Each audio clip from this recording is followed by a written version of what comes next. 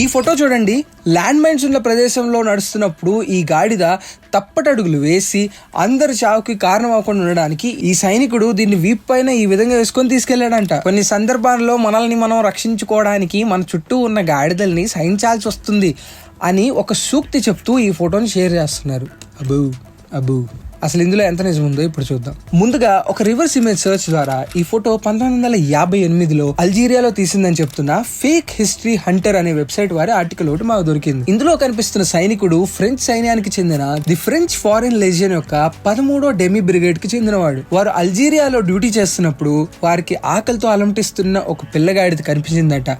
దాన్ని కాపాడడానికి ఒక సైనికుడు దాన్ని తన వీపు పైన వేసుకున్నప్పుడు తీసిన ఫోటో ఇదని ఈ ఆర్టికల్లో ఉంది. ఆ రోజుల్లో వార్తాపత్రికల్లో కూడా ఈ ఫోటో వచ్చిందని ఇందులో పేర్కొన్నారు. ఒక ఇంటర్నెట్ సర్చ్ ద్వారా ఈ ఫోటోని డైలీ మిర్రర్ వారు 19 సెప్టెంబర్ 1958 నాటి ఎడిషన్ లో ప్రచురించారని మాకు తెలిసింది. అలాగే డగ్లస్ పోర్చ్ అనే రైటర్ 1991లో రాసిన the French foreign legion A complete history అనే పుస్తకంలో ఈ గాడిద గురించి ప్రస్తావన ఉంది.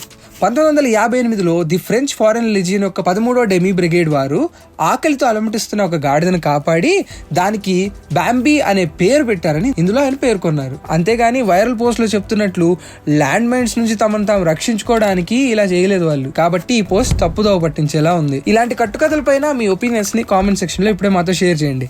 ఇలాంటి మరిన్ని ఫ్యాక్ట్ చెక్స్ కోసం ఫ్యాక్ట్లీ తెలుగుని ఇప్పుడే ఫాలో అవ్వండి.